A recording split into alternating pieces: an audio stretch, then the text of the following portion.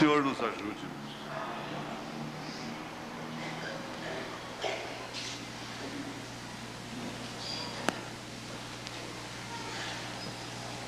Quando um dos cônjuges, casal, né? Um dos cônjuges, marido ou mulher, peca contra o outro, um acerto somente entre si é tudo? Ou tem que vir na igreja? Não, não tem que vir na igreja, não. Isso é tudo, é claro. O irmão Branham, bom, para começar, tem que se fugir de todo... Não é fugir, porque se a igreja romana tem alguma coisa que enquadra com a Bíblia, você não vai deixar de praticar a Bíblia, porque a igreja romana pratica aquilo, é claro. Mas nós herdamos inconscientemente muitas tradições católicas. A questão da confissão ao padre. E muita gente quer confessar ao pastor, como se confessa ao padre. E não é assim. Isso é errado. Isso não é tudo. Agora, é claro que o pastor tem por obrigação, é dever dele, orientar a pessoa, particularmente, discutir o problema, ensinar como fazer naquele caso. Então, um membro, o irmão, vem na igreja, quer dizer, vem ao escritório e fica, é claro que essa pessoa precisa ser uma pessoa qualificada. Por isso que qualquer obreiro que recebe uma confissão, qualquer pessoa que recebe uma confissão de outra e sai publicando aquilo, ela fica culpada daquilo. Você vê, é tão melindrosa a vida aqui, nesse sentido, porque enquanto isso outros estão até procurando a vida dos outros, né? Procurando, espreitando, escondendo, vendo nos cantos da parede, atrás dos postes e coisas assim. Quando o profeta diz, você fica culpado daquilo. Quando você não pode resolver um problema e você testemunha aquilo, você fica culpado daquilo. Agora, tem a casualidade que você vê casualmente. Mas é certo que esse homem, ele se qualifica como pastor, começando por aí. Mesmo o diácono, que eles tratam de casos na junta, que se chega em casa, a esposa fica sabendo, ele está desqualificado como diácono. Não precisa ser os outros, não, basta a esposa dele saber. Se ele tem uma esposa curiosa, que instigando, investigando as coisas, então o melhor que faz é parar com o diaconato dele. Agora, é claro que você não deve confiar certos problemas a qualquer pessoa, mesmo amigo. Ela pode ser sua amiga hoje, você não sabe o que vai ser amanhã. E assim por diante. Então, o escritório é um túmulo. Tem que ser um túmulo no sentido da palavra, na força de expressão. Ser um túmulo. O que se conversa ali, o que a pessoa derrama ali, tem que ficar ali, entre ela e Deus. Até crime, uma vez um padre entrou aí, numa certa dificuldade com a justiça, porque eles queriam forçar o padre a entregar a confissão de um bandido, um criminoso, uma coisa assim. Eu não lembro mais os detalhes. Mas a lei amparou o padre, porque é segredo de confissão. Então ele não pode, ele não tem obrigação de receber a confissão aqui, até mesmo de um crime, e depois entregar aquela pessoa. Ele pode aconselhar. Ele pode dizer assim, olha, filho, é melhor você procurar a justiça, procura um advogado, se apresenta, se entrega. Isso vai ser muito melhor para você. Aí está certo, ele orienta de uma maneira correta. Então é o caso do pastor.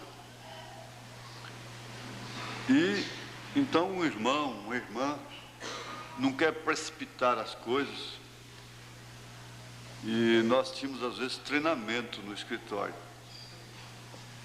com auxiliares. A intenção era boa, de treinar os auxiliares naquelas coisas. E depois foi corrigido isso. E às vezes, para a pessoa conversar com o pastor, com uma pessoa, já é custoso, hein? Agora ainda rodeado de auxiliares, 2, 3.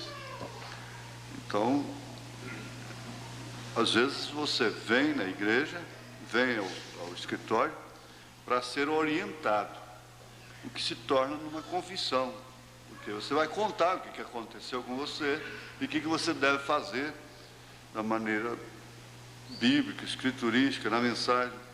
Então você tem esse direito, não é? Mas até mesmo depois, se o casal quer vir, é espontâneo também. Mas, de todos os modos, o acerto é entre si. O irmão Branham disse para aquela mulher: você não pecou contra Deus, você pecou contra seu marido. Você deve falar com ele. E então, está certo. Quando um peca contra o outro, o acerto é entre si. Se conseguem contornar a questão entre si, está tudo bem, é uma vitória.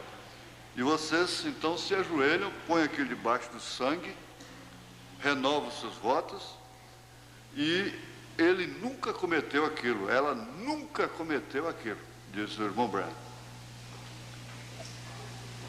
Ele nunca cometeu aquilo. Você não pode ficar depois lançando em rosto uma coisa que você põe debaixo do sangue de Jesus Cristo. Aí você pisa no sangue. Você fica enquadrado em Hebreus 10, Hebreus 6. Aí. Se você ora com uma pessoa, com um irmão, com uma irmã, que te ofendeu, qualquer coisa, ou a quem você ofendeu, e aquilo é posto debaixo do sangue, então não se toca naquilo mais nunca. Mais nunca. Aquilo nunca existiu. O irmão Branham disse que aqui na memória se lembra, porque esse é o humano. Aqui. Mas diante de Deus ela foi justificada, porque aqui ela pode ser perdoada. E diante de Deus ela é justificada. E justificada quer dizer como se nunca tivesse acontecido aquilo. Então é muito boa a pergunta, é muito oportuna. Muito embora a gente está, de vez em quando, estudando isso, não é? Agora, quando o caso te leva a afastar da comunhão, nós temos, então, um sistema que não é legalista, que não é liberalista. Eu creio que é um sistema justo, correto, que satisfaz a consciência da pessoa. Nós temos aí no dia da ceia uma oportunidade para aqueles que vão retornar à comunhão. Então, quando a pessoa está aqui na frente, ela está dizendo: eu pequei, eu errei, eu fiz qualquer coisa, mas já acertei, já venci. Então, ela não tem que ser envergonhada aqui na frente do povo, e aquela coisa toda. E nós oramos, a igreja ora, lembrando daquilo que o irmão Branham disse: se Deus tirar a mão de misericórdia de mim, eu entro por um caminho muito pior. De forma que essa oportunidade aqui, ela não pode ser também restrita somente ao dia da ceia. Porque uma pessoa pode ter um vexame de vir aqui na frente tratando de sua reconciliação e não sabe se Deus vai recolhê-la antes da ceia, e ela quer ter uma boa consciência de ter vindo diante da igreja e receber uma oração. Isso quer dizer, não pode ficar somente, muito embora Deus vai julgá-la pelo propósito que ela tinha no coração. Ele está esperando a próxima ceia, mas se ela às vezes recebe um sinal de Deus que ela vai partir e quer, quem pode julgar, não? Isso tem que deixar essa observação, não é? Agora, esse sistema aqui é estabelecido para todos, porque na medida que nós medimos os outros, nós seremos medidos. Se nós envergonhamos as pessoas, descaramos as pessoas de público, então nós também devemos ser envergonhados. O diácono, o pastor, e qualquer irmão, qualquer irmã. Porque hoje você envergonha uma pessoa, desmascara ela, passa uma vergonha pública nela. Amanhã, quase certo que é você que está enfrentando aquilo. Isso no mundo todo isso acontece. Você vê hoje, às vezes, pastores mesmo, com aquela exigência, aquela crueldade com colegas, e amanhã eles estão aí precisando de misericórdia mais do que eles. Então, ao longo do tempo, dos anos, a gente vai vendo esses quadros, assistindo isso assim, frequentemente, de período em período, periodicamente, isso está acontecendo. Agora, pode ser feito só casamento no religioso? Não, aí não dá. Aí não é. Aliás, o irmão Branham, ele só fazia o casamento com a pessoa mostrando a ordem do juiz, que a ordem do juiz é a certidão de casamento na lei, não é para nós aqui. Então o juiz autorizava, quando se trata de casamento civil religioso, que nós não fazemos mais aqui, então vem a ordem do juiz para você casar, aquele casal, não é? Está certo. Mas nós não temos esse sistema aqui mais. Você se casa primeiro no cartório e no dia do casamento traz a certidão de casamento, ela é posta aqui na frente. E eu estou sempre, agora, quero que vocês concordem entre si, os diáconos, irmão Elias, quando reunir com eles, e irmão José Carlos, irmão Antônio Pedro, irmão Divino, lembrar disso aí que eu pedi ao irmão Divino no último casamento. Eu não posso ficar aqui dando sinal para o diácono lá, saber se a noiva chegou.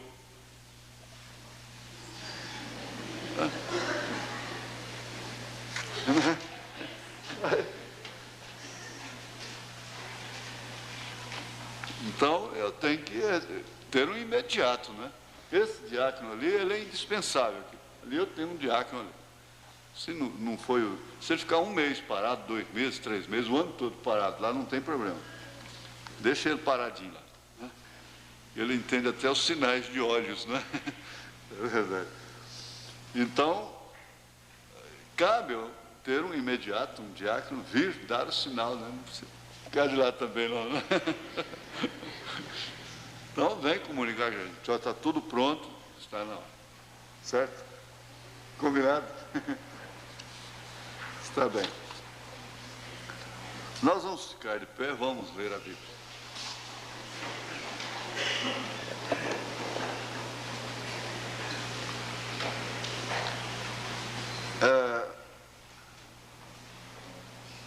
Parece que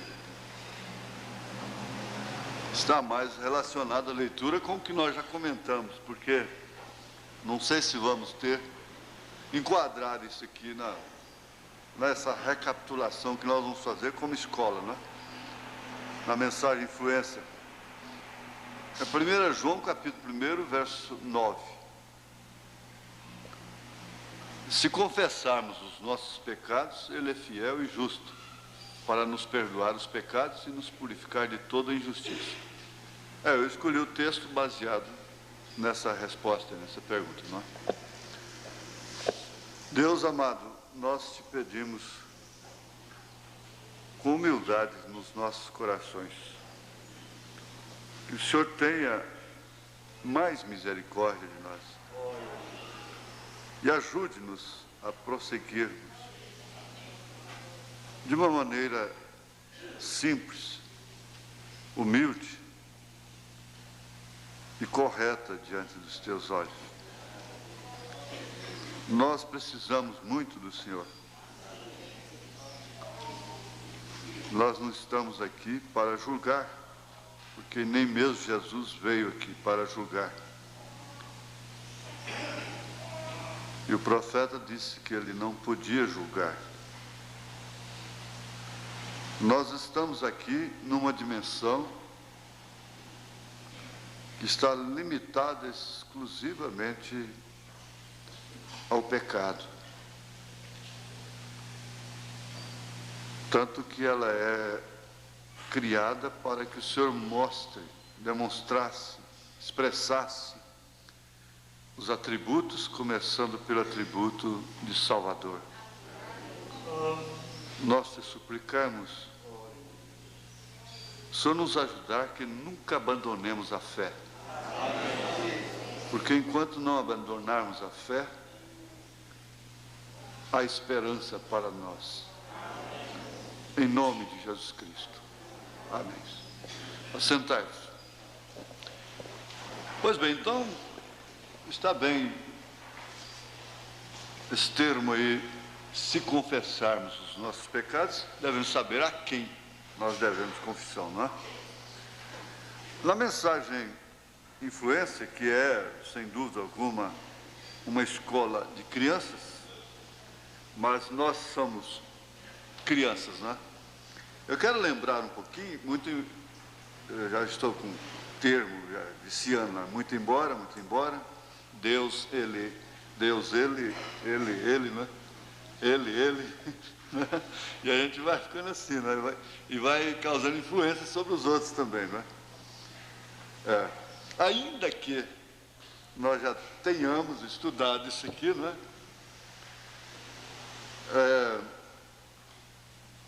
Cantar dá coragem. Você sabia que cantar dá coragem? Você sabe disso, não sabe? Os soldados, quando estão indo à batalha, você sabe o que fazem? Tocam música e cantam. E tem até um pilotãozinho que toca a flauta, né? Que é as flautas, né? Tocam música e cantam e coisas assim para dar-lhes coragem. E quando estamos indo à batalha, nós cantamos. Isso nos dá coragem para continuarmos. Eu chorava, e se eu pudesse cantar de novo, é um disco que eu já procurei há muito tempo, naquele tempo do disco de 78 rotações, no tempo de vitrolas ainda, né? Isso tem mais de 15 anos, né? Tem. O Otávio, ele ri quando eu falo assim, mas tem mais de 15 anos. Mais de 15 anos atrás.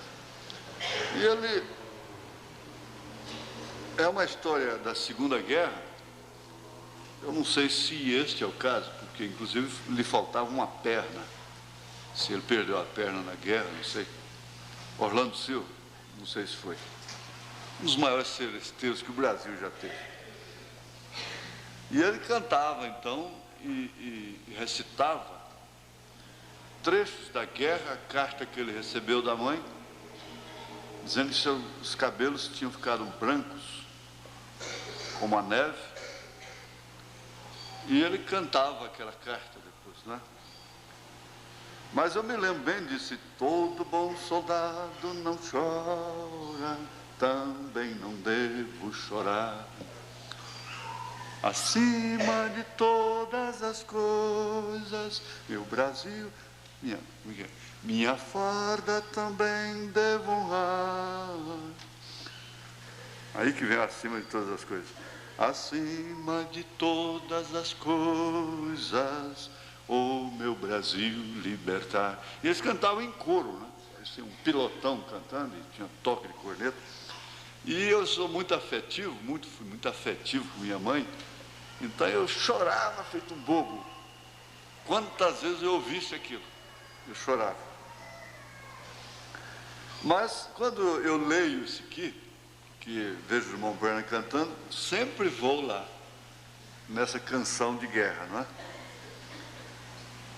Você sabe que cantar evita infarto cardíaco. É interessante. Ele alivia o coração, tira peso do coração, cantar. Tira peso do coração. A mamãe cantava, certo, aprendeu errado, eu também não sou de cantar, né? É melhor que a gente entenda cedo, ó, você não é de cantar, você é de fazer isso, é de pregar, de fazer outra coisa, mas de cantar você não é. Solar não, cantar na igreja, né? Assim, com a igreja, em casa, no banheiro, não é? Agora, solo lá na frente, você não é um solista, não é? Para cantar. E então a mamãe, quando estava muito triste, ela sofria do coração, né? E lhe dava olheiras, assim, e ela ficava puxando o fôlego com dificuldade, dor no lado esquerdo.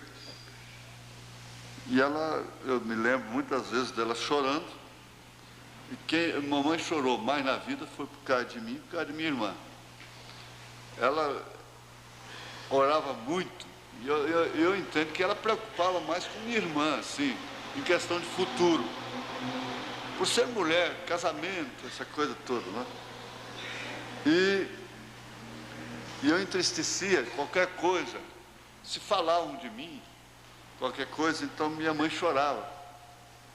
E ela cantava: quando te sentes triste, doendo o coração, olhe com fé para cima, Deus dá consolação. Eu sei que está errado, a música parece que é outra, não sei. Mas o certo é que logo ela estava aliviada. Ela estava aliviada. E você canta outros hinos, como esse hino de Lutero, deveria ser cantado de cor, não é, por todos nós. Infelizmente eu não sei. Porque em determinadas horas a igreja tem que cantar isso em coro, como uma resistência mesmo àqueles espíritos que esse hino resistiu. Castelo forte é o nosso Deus.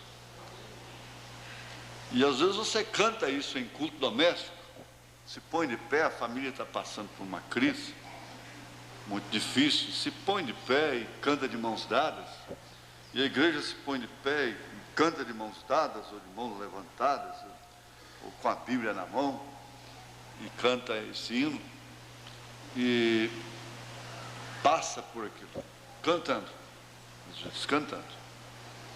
Não aquele cântico também que é um tipo de um cântico que faz é provocar a pessoa. Tem um tipo de cântico que quando você está errado,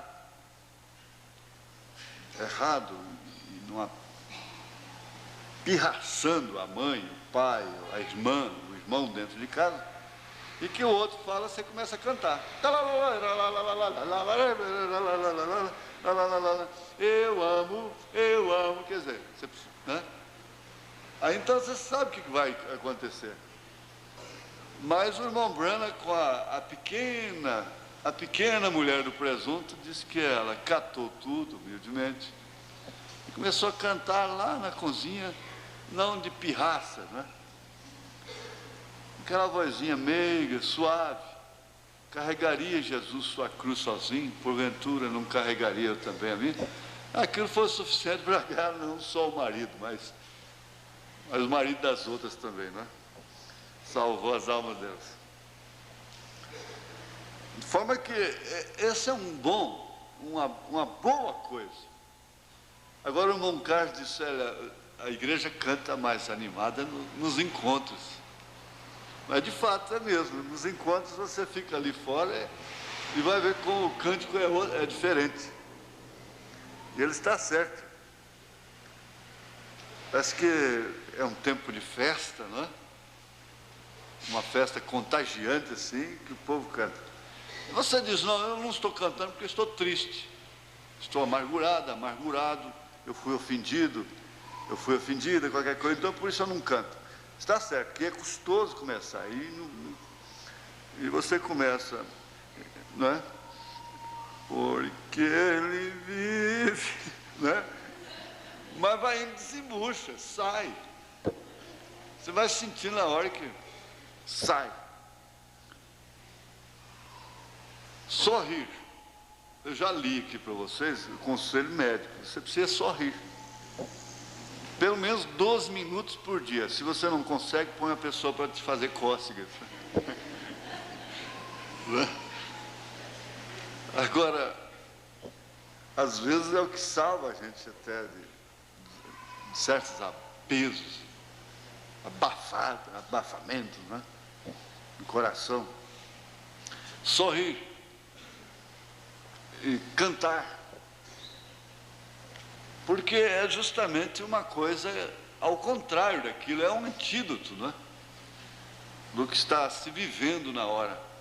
É certo que há hinos que combinam com o momento, não é? Esses hinos Rio Profundo, Há uma terra além do rio, nós já vamos pelo vale um a um, parece que eles estão sendo, a gente já nem gosta de cantar, não é? Eu avisto uma terra, né? Eu avisto uma terra feliz. Tem gente que já fica pensando na morte, né? E não quer cantar, não é? Não, faça o seguinte, cante na igreja, porque você já começa por aí abrindo o coração para receber a bênção. Cante em casa. E é claro que tem momentos, tem horas que é hora de chorar, não é hora de rir. Mas tudo isso Deus deixou. Não tem nada que o homem faça de normal, dentro do normal, é claro, que o inimigo veio e perverteu o normal, né? Que não seja criado por Deus. O sorriso é criado por Deus. Então tem pessoas que são mais extrovertidas, que sorriem mais, outras não sorriem, geralmente elas são tensas, introvertidas, e sofrem de gastrite, úlcera, e assim por diante. Me faz lembrar daquele rapaz que estava à beira do suicídio e foi no médico lá na França, e o médico tanto trabalhou com ele que não teve jeito, psicoanalista, né? Ele disse, olha, você vai assistir aquele palhaço famoso aí, que tem no circo, disse o nome dele. Ele pulou no meio da sala e disse, doutor, aquele palhaço sou eu. Aquele palhaço sou eu. E às vezes a gente, né, grita para a gente mesmo certas horas, aquele palhaço sou eu. Médico, cura-te a ti mesmo. Então a vida é assim. E você às vezes pode fazer tudo pelos outros, não pode fazer por si mesmo. Canta e procura viver a certas alturas da vida, você procura viver mais pelos outros. Porque para você mesmo seria melhor você ir embora. Paulo chegou a isso, ele disse, eu prefiro partir e estar com Cristo, porque isso é ainda melhor. Mas por amor de vós, eu vou ficar. Acho que se Paulo pedisse, estalasse o dedo, ele iria embora, né? Bom, aí nós vamos começar com outra liçãozinha, diversificando o assunto. Aqui no parágrafo 8, ele comenta sobre o dízimo. Mas me lembro de uma pequena história que eu quero que vocês saibam. Um dia havia uma mulher viúva, ela tinha um bando de crianças. Isso é a inferência bíblica, não é? É a inferência profética, ele era um profeta. O papai daquelas pequenas crianças morreu. E ela só tinha 2 pênis. E ela veio pela rua uma vez e era dinheiro de dízimo, apenas pênis. Como vocês todos economizaram, e ela o lançou na casa do tesouro de Deus. Jesus estava lá em pé, observando-a.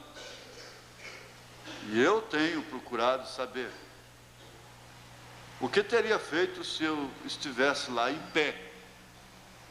Eu provavelmente teria corrido e dito, não, irmã, não faça isso. Nós não necessitamos desse dinheiro seu. Você precisa dele para seus filhos. Não desprezando, não é? Mas considerando que ela precisava daquele dinheiro. Ela era uma viúva. Está vendo? Agora, eu não a teria deixado fazer isso.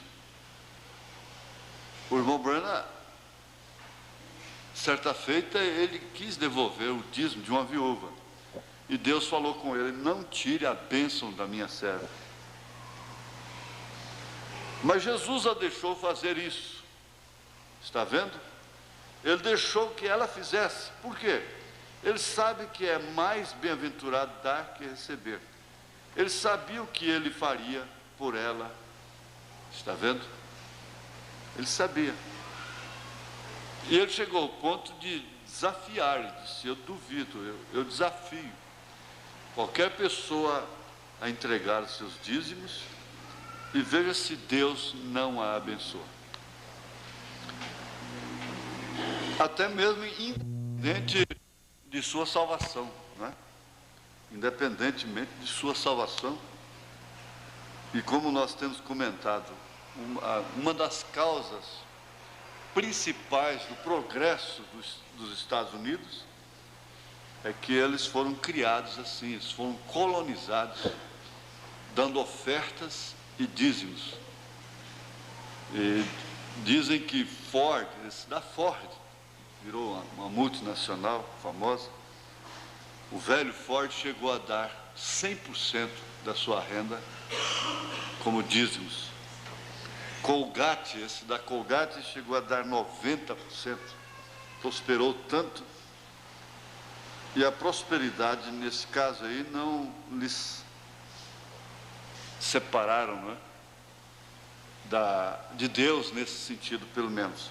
Porque, conforme nós comentamos, domingo passado, se corre, o bicho pega, se fica, o bicho come. Se não prospera, é preguiçoso, é desordenado, com tal nem deveis comer. Se prospera, separa de Deus. A coisa fica difícil, né? Se ora demais, lê demais, começa a sair com novas doutrinas, com visões e coisas. Se não ora, se não lê, esfria na fé. Então, se corre, o bicho pega, se fica, o bicho come. Essa questão dos dízimos, o dízimo traz prosperidade. E eles blasfemam muito contra os pastores. Eles dizem que é para engordar pastor e coisa e tal, e dar carro para pastor, e casa para pastor, e para mulher de pastor, e para filho de pastor. Então eles blasfemam muito sobre isso, não é? Mas eles esquecem do que dão para o diabo, do que dão para Satanás. Eu disse agora, cada brasileiro tem uma casa. Nós não podemos falar isso no espírito de murmuração. Nós não podemos nem atacar a Igreja Católica, o Papa, com um espírito de murmuração, porque pelo que ela tem, pela fortuna dela, você não pode entrar no mesmo espírito dos murmuradores. Outro dia uma irmã disse que deu vontade de quebrar tudo que tinha dentro de casa. Eu falei: irmã, ela sorriu, ela estava chorando, ela começou a rir. Eu falei: irmã, você vai deixar que o espírito do PT te pega? Porque é o espírito do PT que quebra o que ele tem, quebra os ônibus. É capaz essa semana, a partir de amanhã, vai ter quebra de ônibus. Devia quebrar os carros lá dos generais, dos ministros, não é? Botar fogo nos aviões e nos jatinhos deles. Isso sem murmuração. Mas eles quebram o próprio transporte do trabalhador. Isso merecer a cadeia, né? Então, mas vem aquela ira, e a televisão ensina muito disso. Elas quebram os espelhos, as penteadeiras, os lustres, os vidros de perfumes, pegam, jogam lá e vão na cozinha e vira a panela, o fogão de perna pro ar, esbagaça tudo. Tem espíritos que pegam pais de família, que quebra guarda-roupa, faz um monte lá, depois põe fogo, né? Que ele comprou com tanta dificuldade. Dá um espírito de quebra-quebra, pisa nos óculos, sapateia em cima. Eu falei, ela começou a rir, eu falei: isso aí te dá um espírito de PT, mano. Dá um espírito de PT, de quebra-quebra, né? Devia ser PQ, Partido dos Quebra-Quebras, né? PQQ. Mas é isso aí. Isso não leva ninguém a lugar nenhum. Depois, então, dá os dízimos para o diabo, para o fumo, para o álcool, para os remédios, para os espíritos de enfermidades. E eu sei que, na verdade, há muitas, só durante os anos eu ouço isso. Saudade do tempo que meu marido andava de bicicleta, que nós não tínhamos nada, tínhamos apenas um barraquinho. E ajudou e lutamos, depois que ele pegou carro, e telefone e tudo, agora ele já não tem outro, ele tem outras. E foi a prosperidade que fez isso. Agora, ninguém deve ter medo disso. Você economiza o que puder, trabalhe dentro dos limites normais, não vai virar japonês também não. O japonês está como se saber parar de trabalhar, não é? E ganhe o que puder, economize o que puder, dá o que puder, mas tenha sempre cuidado para a arrogância não tomar conta de você, a petulância, o orgulho. O pecado é aquilo que te afasta da fé dos apóstolos e dos profetas. E não se considere grande porque você pode lavar os pés de uma irmãzinha humilde, pobrezinha, banguelinha, e você acha aquilo que é um ato de humildade. Eu sempre digo, olha, Deus tem meninas, e essas meninas são essas pessoas simples, humildes, pobres, iletradas, e até meio bobas, meio dementes. Essas pessoas que sustentam a fé de Jesus Cristo, tendo essas circunstâncias, elas são as meninas dos olhos de Deus. Eu considero assim. Uma vez eu disse isso para um companheiro lá em Brasília, a respeito de um irmão desordenado, que ia orar para o enfermo, a irmã cuspia no rosto dela tudo, aqueles dentes podres na boca, e cuspia na pessoa tudo. Mas as pessoas até não tinham muito escrúpulo, porque eram curadas. E ele tinha um hálito terrível, de longe. E esse irmão era muito escrupuloso, ele evitava, e disse que não tolerava aquele irmão. Disse, olha, cuidado, porque isso aí é a menina do olho de Deus, hein? Cuidado. Você não vai deixar ele tomar conta da casa, tomar conta da igreja e fazer o que ele quer, não é? Claro. Mas a consideração, e às vezes a gente se sente pequenos perto deles. E tem hora que a gente tem inveja deles. Vocês não sabem muito o que é, como eu disse domingo passado, essas meninas, esses meninos, que hoje estão dando trabalho para os pais, incompreensão, então eles não sabem o que é fome, não sabem o que é ser órfão. Você tem seu pai, não sabe o que é ser uma filha sem pai, um filho sem pai. Você tem sua mãe, você não sabe o que é ser uma filha sem mãe, sem pai, ou sem a mãe em casa. A falta da mãe é uma coisa terrível. A falta do pai é uma coisa, como diz, a falta do chapéu no cabide da sala. E todo mundo acha de entrar, abusa. Não tem esse que não prevalece numa casa sem marido. A menos que a mãe seja muito rígida, ferraz mesmo, e que não tranque, que tranque a porta, como eu conheci uma. Então ninguém vai abusar ali dentro de casa. Mas não tem esse lar que, faltando o cabeça, não tem um para aproveitar, abusar daquela família, daquelas crianças, daquelas moças, daqueles rapazes. É difícil. Acho que é uma casa que deveria ser olhada com mais temor, com mais respeito, justamente por faltar aquilo, não é?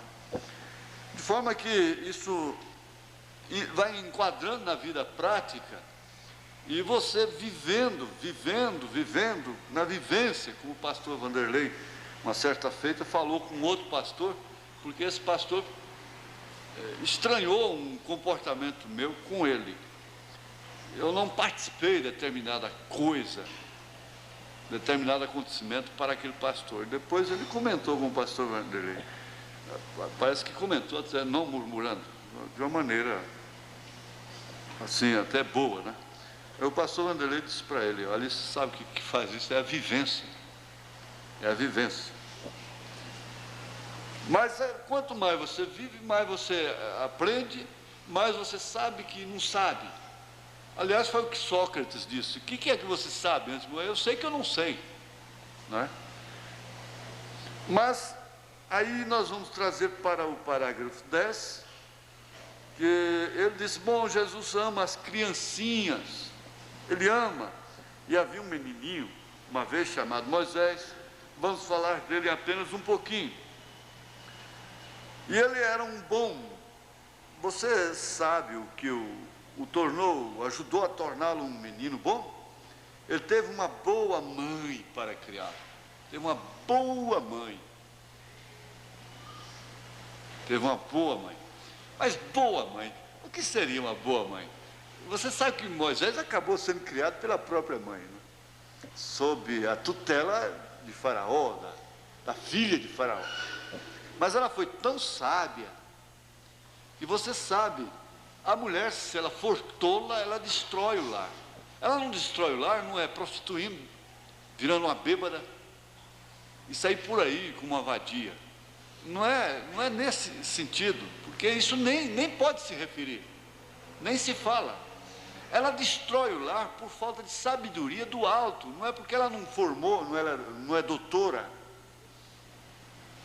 não estudou sociologia, não é isso. Não se formou em pedagogia, não é isso também. Eunice, Lloyd, aquelas mulheres da Bíblia não se formaram em pedagogia para tratar com crianças, não. E elas foram, no entanto, professoras, maestras. Elas foram modelos para as mães. A mãe ensina detalhes íntimos e coisas assim. Você vê quando uma moça hoje, ela está trabalhando, uma senhora vai agachar para tratar com a criancinha à vista dos outros, ela põe a mão assim, aqui, mesmo sem o vestido ser decotado, mas você entende? Você sabe o que foi aquilo? Aquilo foi a mãe que ensinou. Foi a mãe que ensinou ela a agachar assim, por a mão, e conversar com uma pessoa, uma família no carro. Vocês estão despedindo, uma família, irmão, irmã, mesmo irmãos na carne, coisa e tal, e ela vai agachar assim para dar tchauzinho. Ela automaticamente ela põe a mão aqui. Sabe o que é isso? Isso vem do berço. Isso vem do berço.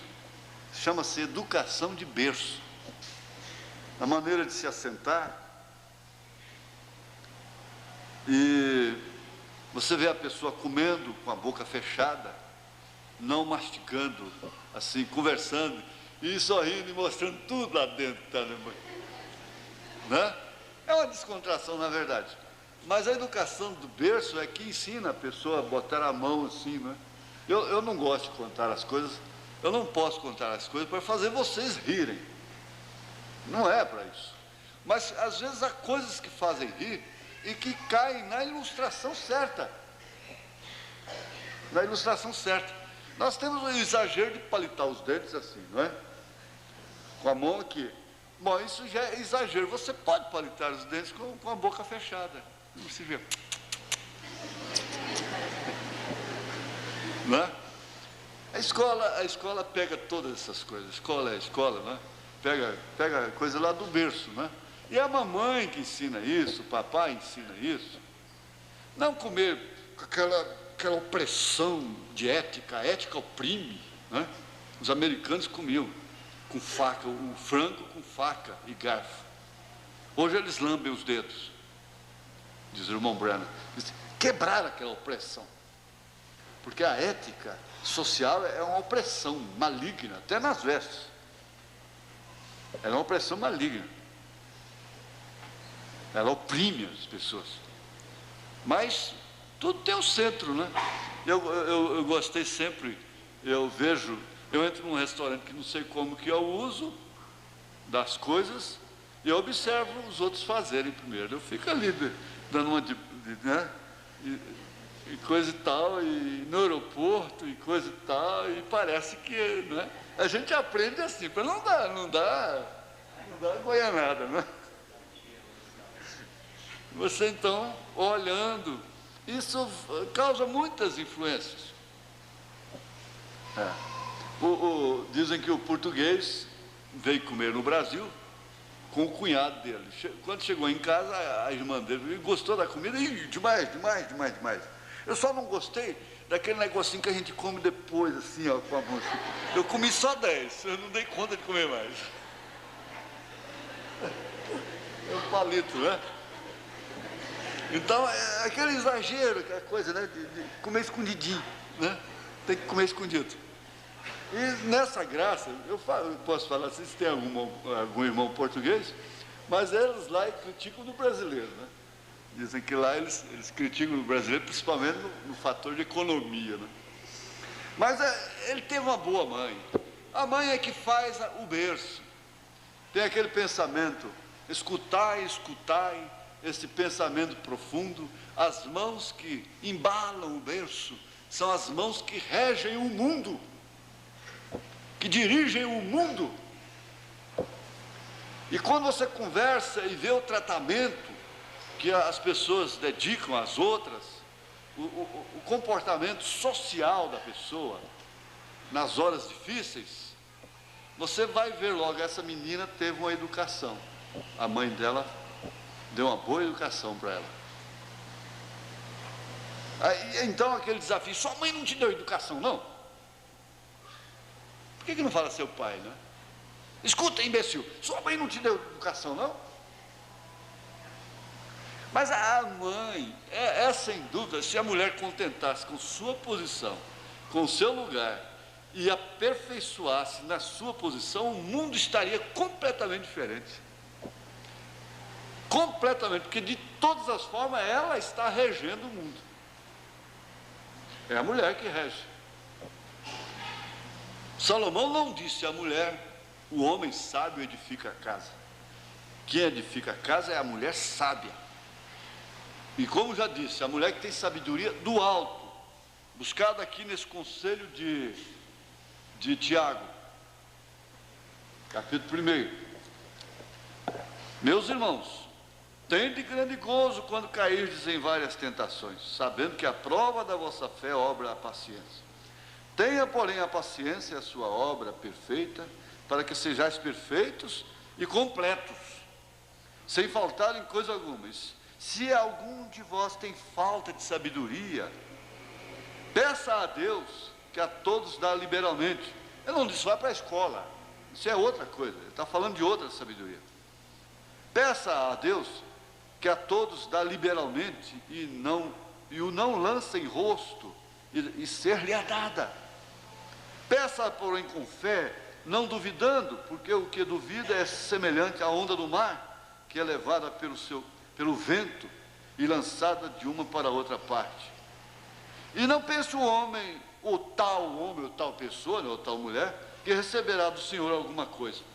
É pela sabedoria do alto. Senhor, Salomão pediu sabedoria.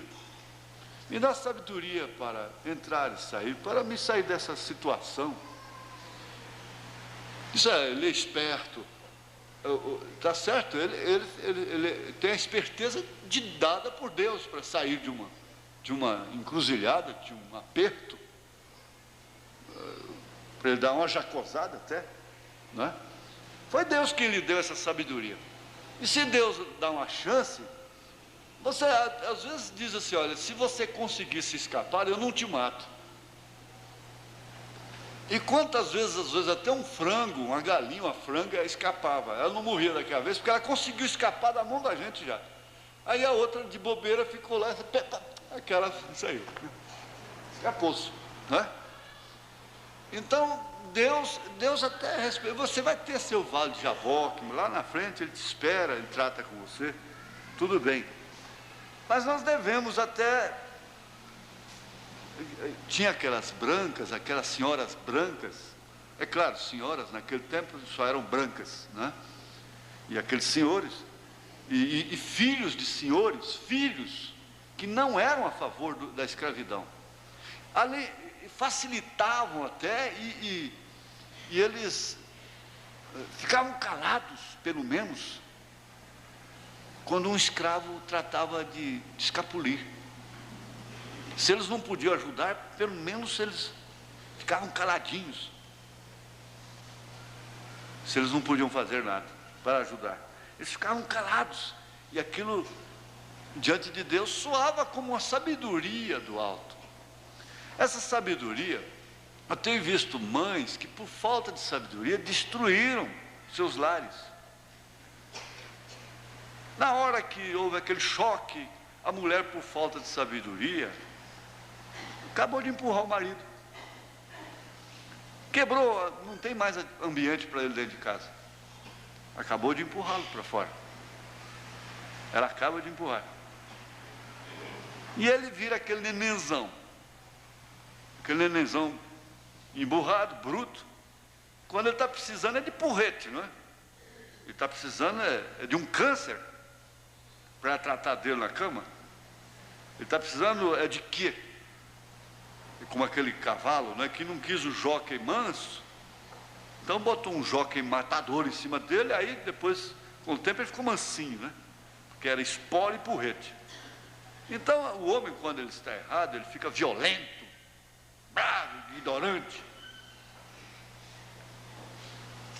e não aceita nada. Mas a sabedoria contorna as coisas, deixa o tempo passar. Eu sempre tenho que lembrar de minha avó. Às vezes eu encontro pessoas que eu digo, você parece com minha avó. Eu tenho encontrado pessoas que eu tenho dito, mas parece com minha avó.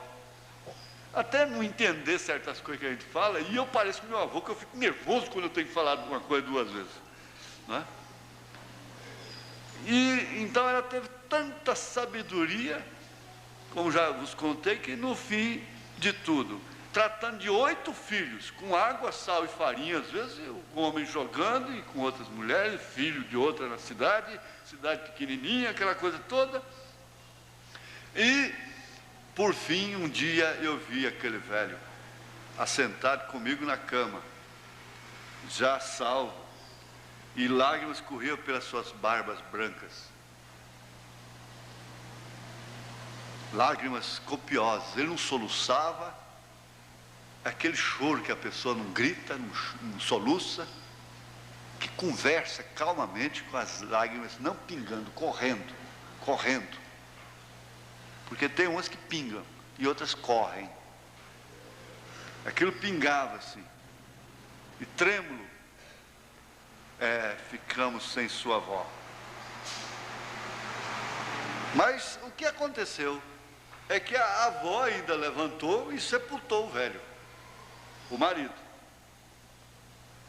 E dentro de seu bom espírito, que é, porque a pessoa tem um bom espírito, a pessoa, o cristão, tem um bom espírito. E aquele bom espírito criava uma atmosfera tão grande de segurança para a filha que era viúva, as filhas que eram viúvas, que a irmã da irmã Anita também foi viúva, uma viúva corajosa, trabalhadeira, não é? E aquela atmosfera de segurança, de apoio moral, que a mãe dá para a filha. Apoio, exemplo, modelo, aguentando aquilo, suportando aquilo. E a filha chega, às vezes hoje a filha moderna, e chega e diz, mãe, a senhora não tem que suportar isso, meu pai. Filha, você não sabe o que você está falando. Amanhã você vai ter sua casa, seu lar, seus filhos, e você vai entender.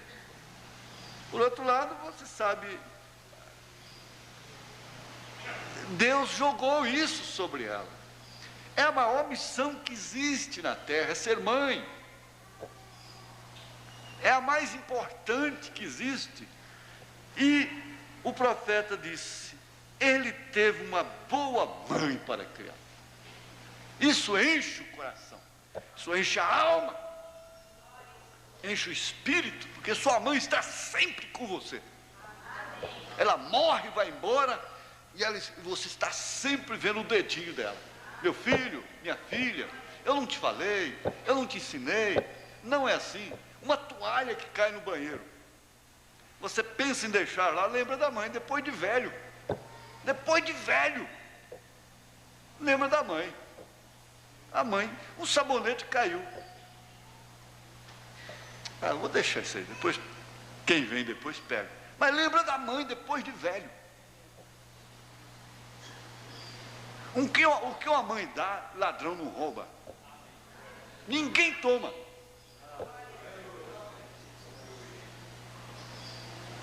De forma que o princípio de uma família parte é da matriz, não tem jeito. Ela é matriz. Ela é matriz. Se a matriz é redonda, a matriz é a forma. Se a forma é redonda, o bolo é redondo. Se a forma é quadrada, o bolo é quadrado. Se a forma é em forma de uma estrela, o bolo vai sair em forma de uma estrela. Se é octogonal, quase destroncou tudo. Então o bolo sai de acordo com aquilo. Ele teve uma boa mãe para criá-lo. Está vendo? Foi isso. Ela o ensinou a respeito do Senhor. Ela passou os princípios do seu povo para ele. E vocês, pequenos meninos e meninas, têm o mesmo tipo de mãe para criá-los, ensiná-los a respeito do Senhor. É aquele exemplo de sabedoria. Ninguém resolve nada com mau temperamento, com estupidez, com agressão. Qual delas tem conseguido sustentar o lar pela força social, pela violência, pelo ataque histérico, pelo nervosismo, pela agressão? Nenhuma delas. Todas elas ficam sozinhas. Ao longo do tempo, no fim, chegam sozinhas, abandonadas e vítimas. São vítimas, sempre são as vítimas. Pois é, esse tipo de mãe vocês têm, porque elas têm sido ensinadas e por isso sabem ensinar. Você vê a diferença. Agora eu fiquei sabendo de uma coisa que o irmão Branham até louvaria. Dizem que o governo do México não aceitou, não permitiu que novelas brasileiras fossem rodadas lá. Isso eu ouvi num comentário na Brasil Central, na Rádio Brasil Central, que estava acabando, um comentarista lá, um sociólogo, inclusive uma mulher, mostrando o que são essas novelas brasileiras. E eles não pouparam o nome de Xuxa e de Angélica e tudo. Um deles disse, elas estão alienando as crianças.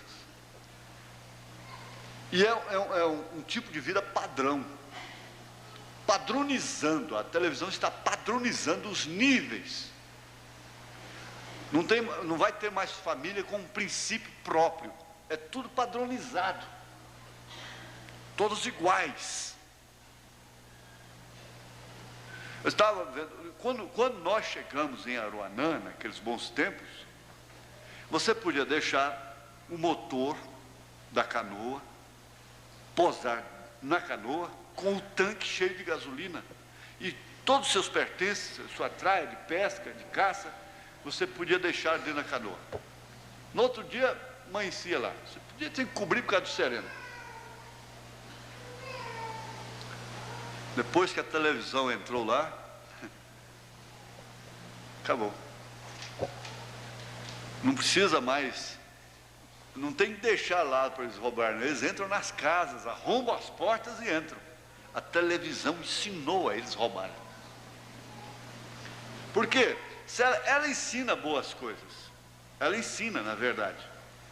É muita maturidade, muita experiência, para poder ver aquilo e extrair somente aquilo que a abelha faz, o néctar, não? Extrair só a coisa boa.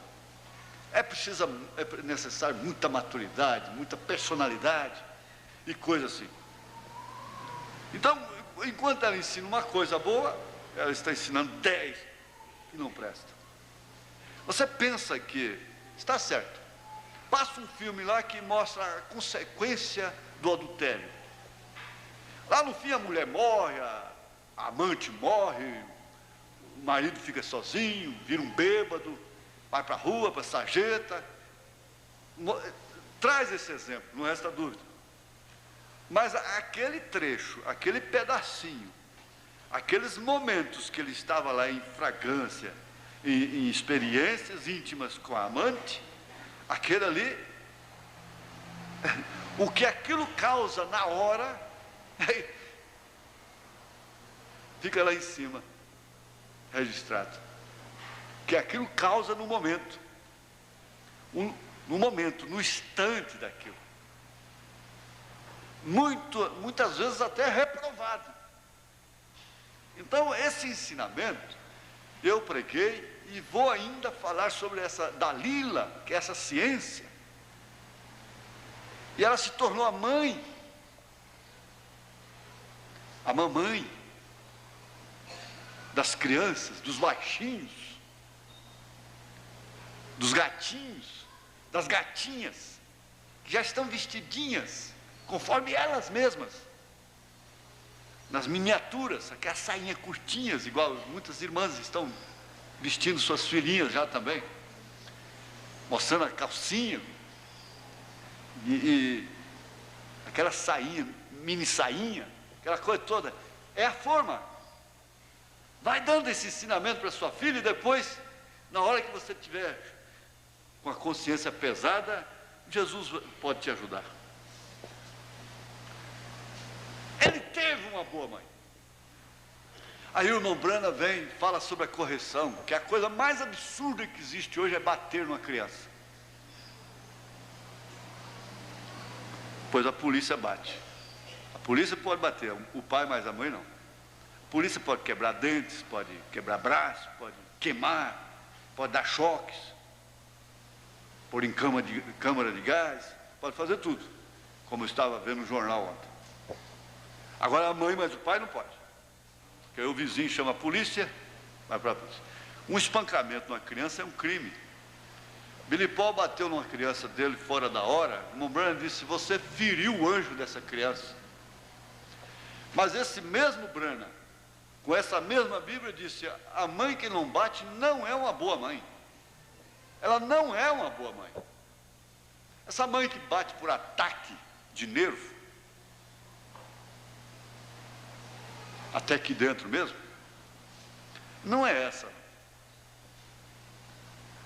A criança começa, um cientista alemão disse, a criança começa a ser corrigida aos 8 meses de idade.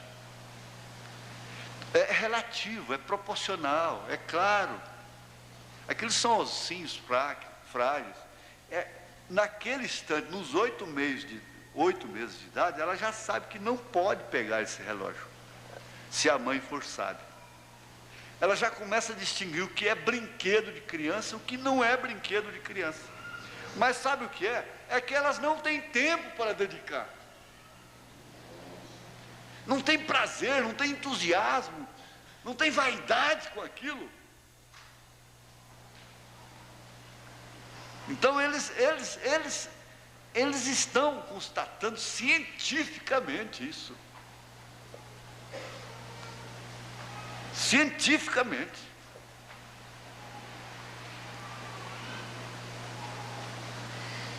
Porque tudo que a mãe, a maneira que a mãe comporta na hora da injustiça que ela está sofrendo, ela está transmitindo aquilo para suas filhas, para os seus filhos. E normalmente eles ficam mais agarrados às mães. Normalmente eles ficam mais afetuosos com as mães. mais amorosos, ficam ao lado delas. Quando eles crescem, ficam adultos que podem entender as coisas. Porque desde criança já distingue.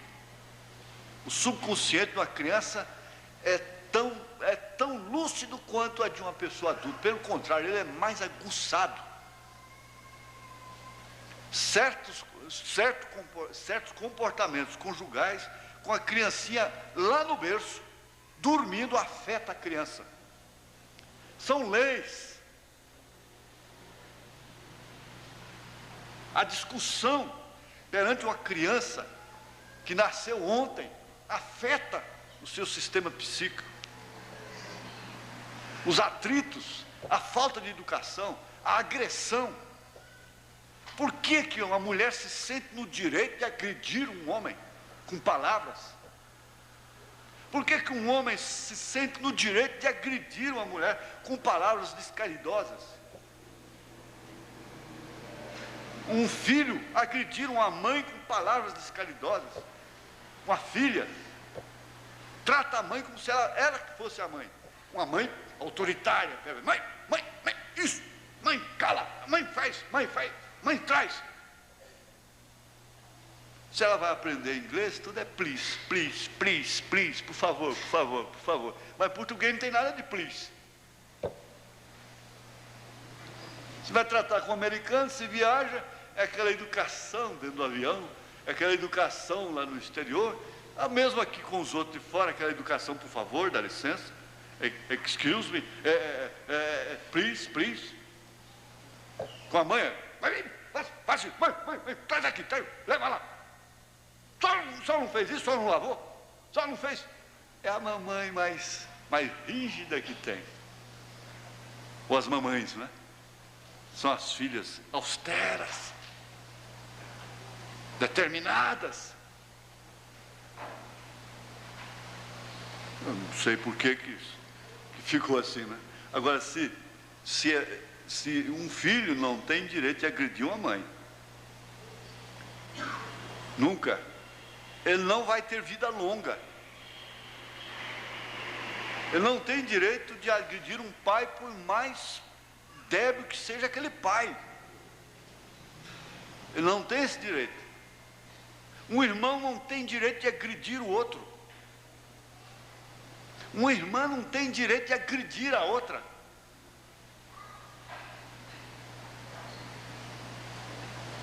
E se pelo menos, como diz o irmão Branham, nós somos, parece que 8, eram 8? 8 ou 6, não sei. 8 Branhams. E nós rolamos no chão, e quando nós levantamos, somos os mesmos Branhams. Eu já contei isso aqui, eu tenho 2 irmãos da Anitta, onde tem muita gente, muitos irmãos, acontece de um ficar de mal com o outro muito tempo. E eles ficavam de mal 2 anos. E não comia na mesa junto, e nada. Um dia eu lembro disso como se fosse hoje. Sei até o nome da pessoa. Pegou um na esquina lá, o outro que era de mal. O cara, o estranho que pegou era bem mais forte, né? Ia bater. Aí esse primo meu, que era de mal com seu irmão, que ia apanhar do outro, entrou e os dois deram um couro no camarada. Entrou e brigou por ele e mostrou que era irmão dele. Depois xingou um ou outro, virou as costas, um saiu para o lado, outro para o outro.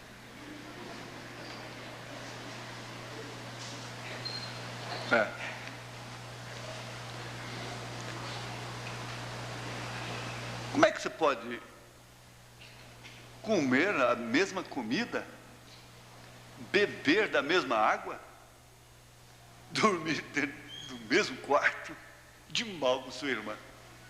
Deve ser uma atmosfera terrível, né? A atmosfera que diminui a vida, envelhece antes do tempo. E assim por diante.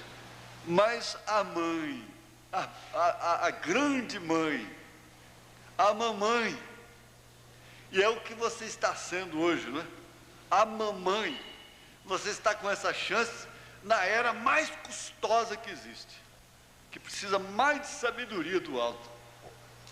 era mais custosa para a mãe. Eu não sei se dá para entrar no outro tópico. Aí emenda aqui com o ensino religioso. Vai para o 23, né? Ele diz que alguém lhe ajudou quando você deu o seu primeiro passo. E quem te ajuda é como disse um rapaz quando seu pai morreu. Ele disse: tudo que eu sou na vida hoje, essa é a outra parte, né, que é do pai, do homem. Como o irmão Brand diz aqui mesmo, que sua mãe lhe dá o ensino, ela forma o berço, e o seu pai ensina você a ser um homem de negócio, do trabalho, não é?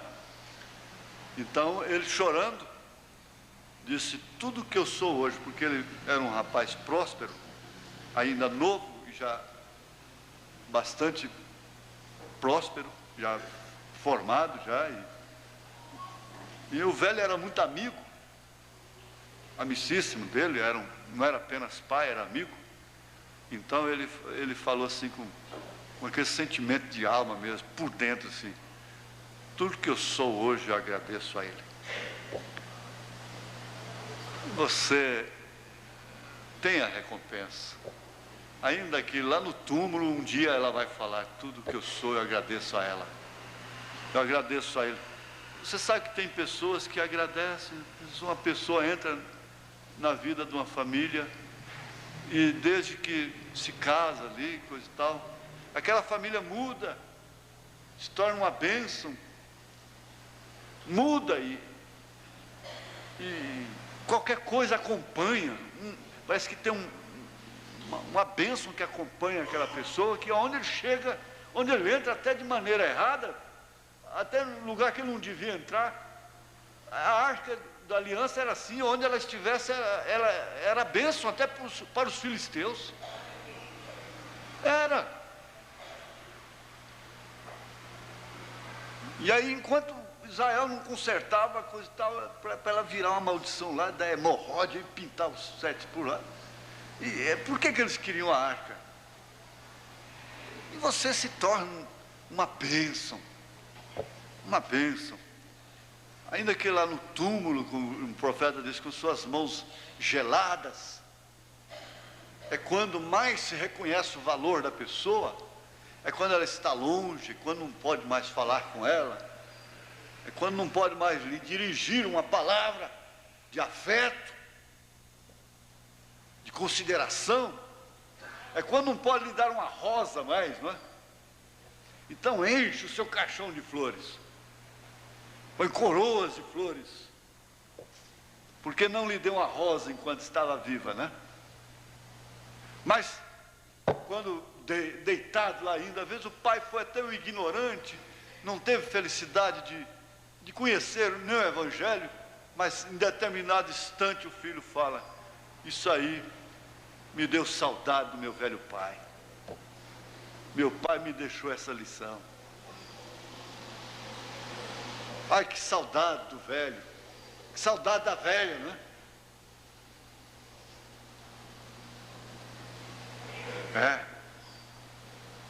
Ele ajudou você a dar o seu primeiro passo.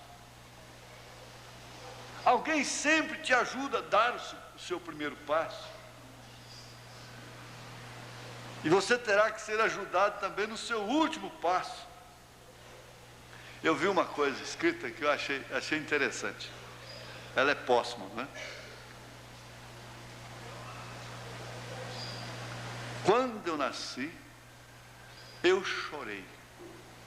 Enquanto eu chorava, todos riam. Agora, quando eu morri, todos choram e eu sorri. Parece que até é de crente, né? É um cemitério. Eu vi numa vidraçaria, naturalmente, para levar para o cemitério. Tá? A fotografia dela. Eu achei que tão bonito, achei que interessante. Será que é de um crente que tinha certeza da salvação? Quando eu nasci, só eu chorei, todos sorriam, porque chegou uma criança, claro, todo chegou, né? E as titias, né? A vovó, Todo mundo sorri, né? Foi bem, feliz o parto, nasceu perfeito, tudo bem. Agora que eu estou morto, né? Todos choram e eu sorrio. E eu estou sorrindo. Gostei muito daquilo. Me deu até vontade de copiar, viu?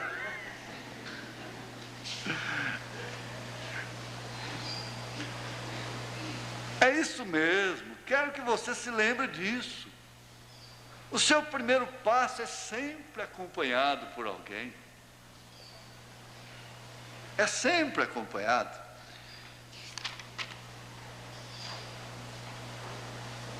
Ele foi um jovem bem-sucedido também, porque ele já era rico. Era apenas um jovem, talvez 18 anos de idade, tinha acabado de sair do ensino do 2º grau, e ele era rico. Agora você está vendo, ele teve o tipo certo de professor para ensiná-lo a andar certo. Ele teve o tipo certo de professor. Você diga com quem tu andas, que eu sei quem tu és, né? Porque está certo que você não tem que matar as pessoas, não é? Mas há pessoas com as quais você não pode andar.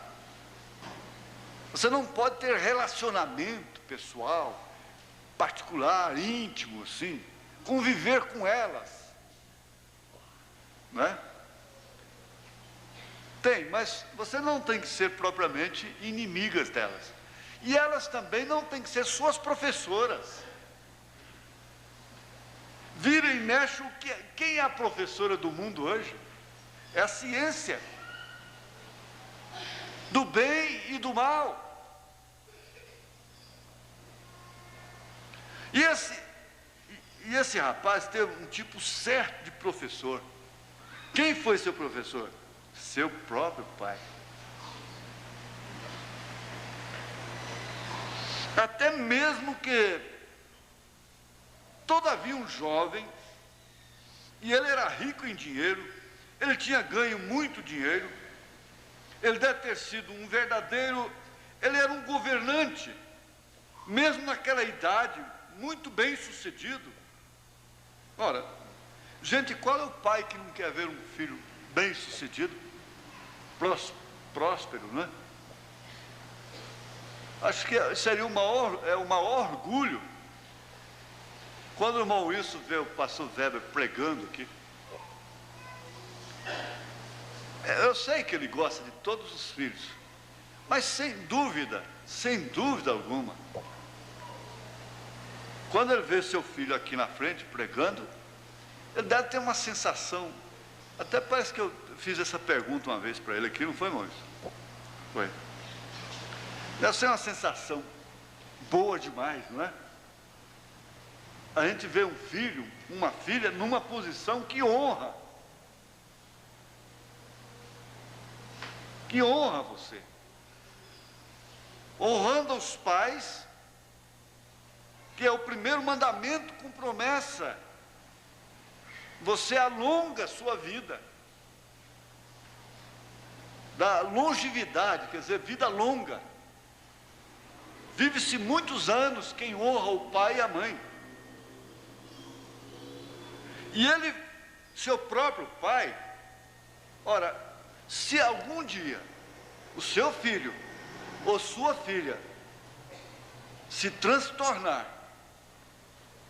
e endereçar por um caminho errado, você terá uma consciência boa.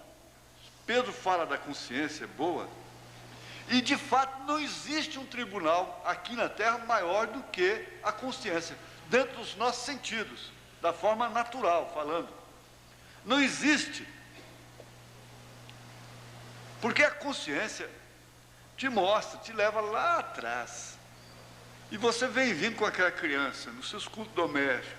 Você sabe o amor que você teve por aquela criança. O desejo que você teve dele ser um homem, dela ser uma dama. E tudo que você fez, você foi até exagerado no cuidado. Foi extremamente zelosa.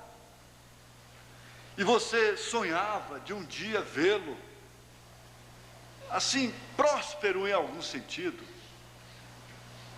Quem sabe, muitos pensam ser um médico, ser um advogado. Outros sonham, meu filho será um pastor. Ninguém pode fazer filho pastor, ninguém pode fazer filho pela oração ser um pastor. Um pastor nasce pastor. Mas você vê aquele homem, ainda que ele não fosse um grande homem, um político, que um cristão revelado hoje até não desejaria grandes coisas para um filho, não é? Mas aquele homem idôneo, que tivesse a sua infância normal, suas falhas e tudo, mas que no fim você pudesse vê-lo também arcando com as suas responsabilidades. Ora, lá no Oriente, existe o sistema da adoção. Hoje, nós entendemos que a adoção é assim, você criar um filho que não é seu, mas não é assim propriamente. No termo bíblico, não.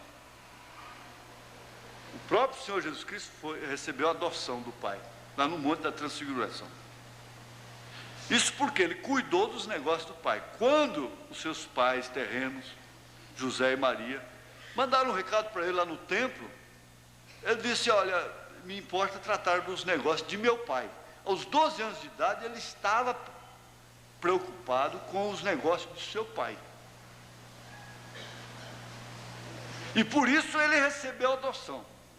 E o irmão Branham mostra que escolhia-se o tutor, o mestre, para aquele menino.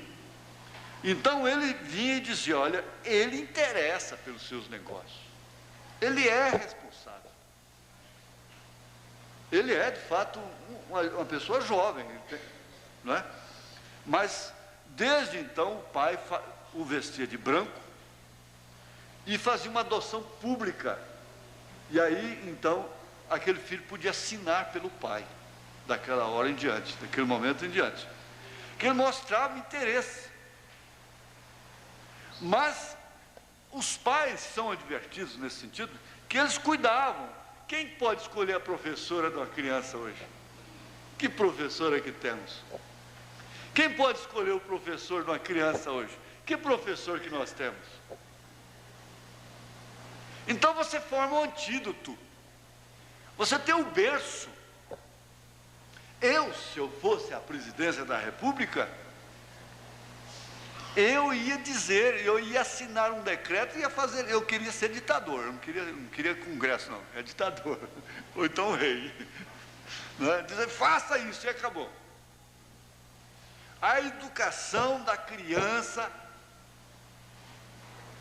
até a sua parte primária, é completamente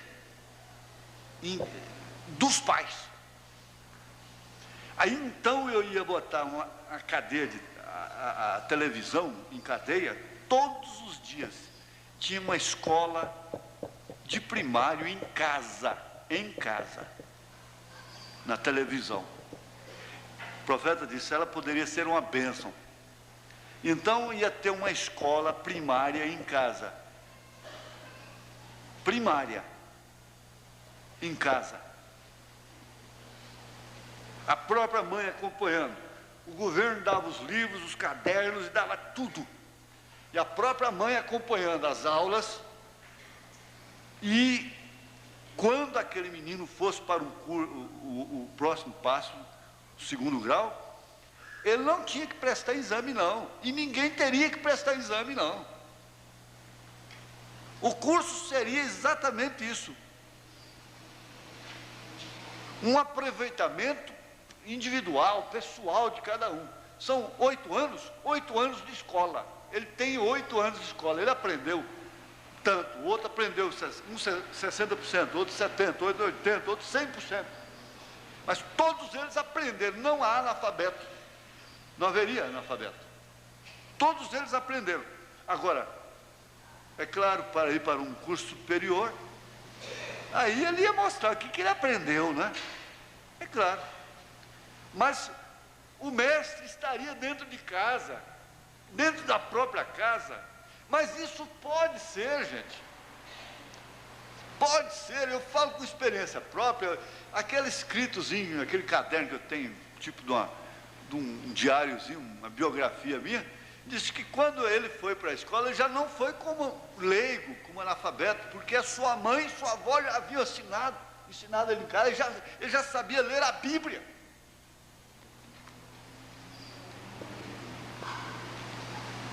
Esse pré não é necessário. Pelo menos o pré deveria ser a mãe. Pelo menos o pré.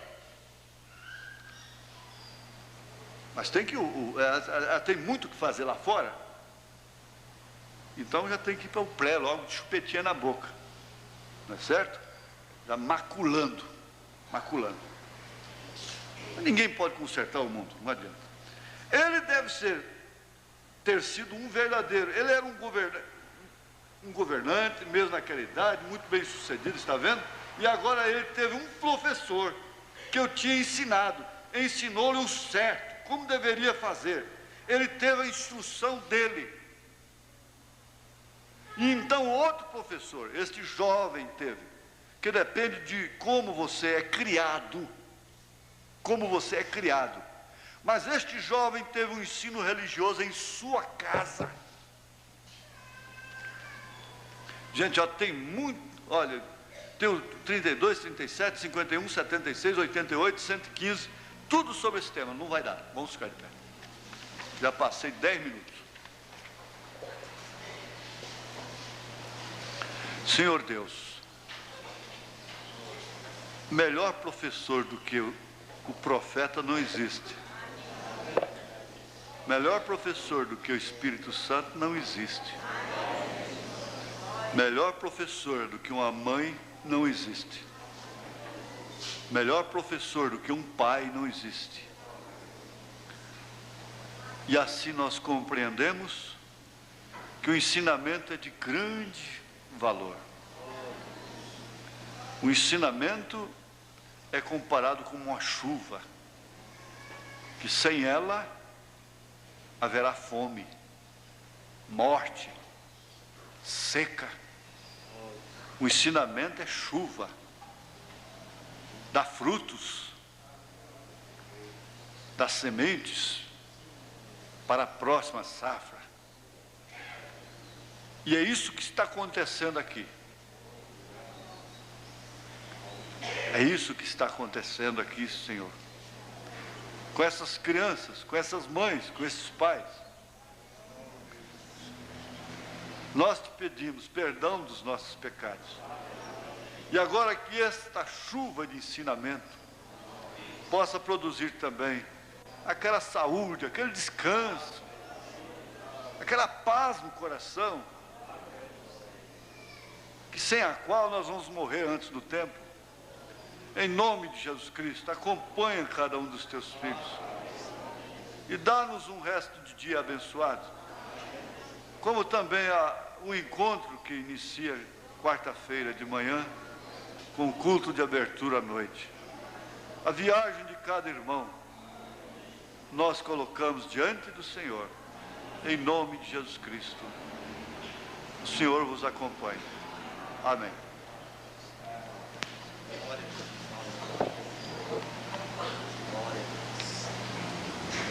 Abençoe um outro, irmãos. Volte para casa com gratidão no coração por a bênção que Deus tem nos abençoado nesta manhã.